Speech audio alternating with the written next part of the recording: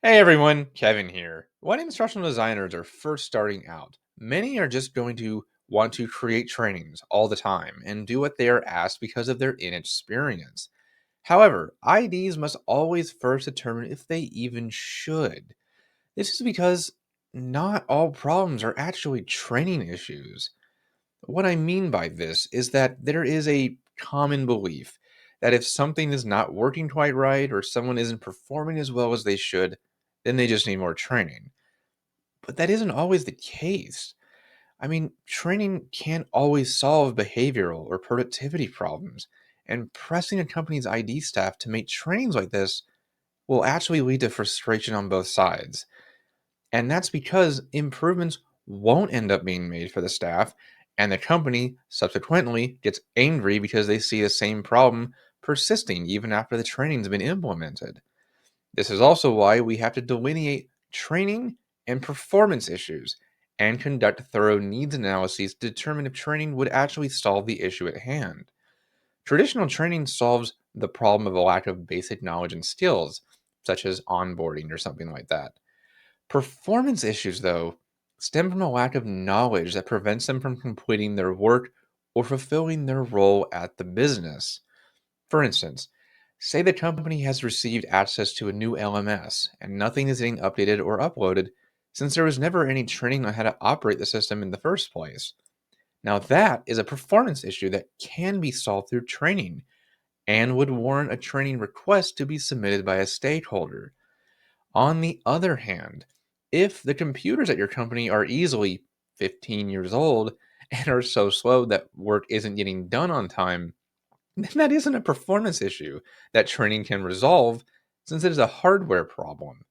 The company just needs to buy new computers and they will likely see the increase in productivity that they are looking for. Furthermore, training will not solve behavioral issues in the workplace, such as boredom, lack of motivation, and a negative attitude about their assignments. In this case, employees need coaching to correct that behavior. Training will not fix that issue.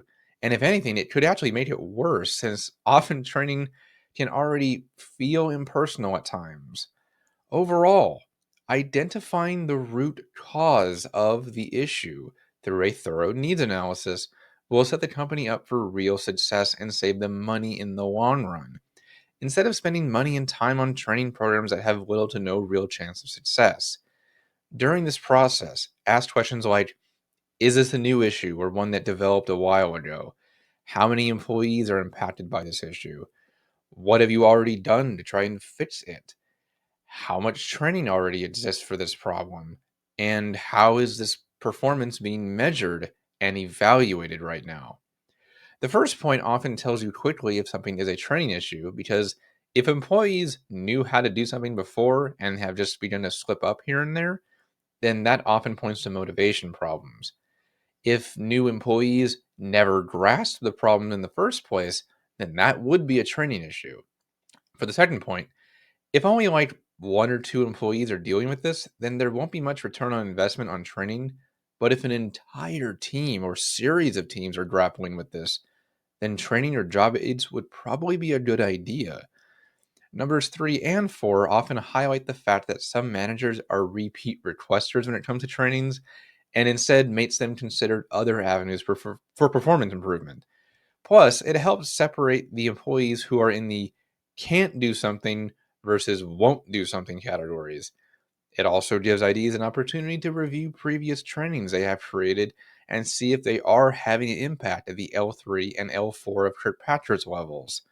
You may find out the training that already exists is just deficient and can be updated to better serve learners instead of creating brand new courses. Finally, knowing how performance is already being evaluated will help IDs know what needs to be targeted. Just saying that we need training isn't particularly helpful. On the other hand, if they tell us that customer support specialists are frequently performing poorly on emails from customers asking for assistance, then that gives us something to aim for and try to fix. Now, this has been a highly technical conversation, and I have kind of talked around the topic, but when it comes down to it, not everything is a training problem.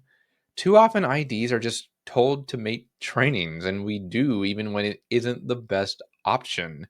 since the issue couldn't be solved with training in the first place. As time goes on, it is important to learn how to reject intake requests and say that this isn't a problem that we can solve.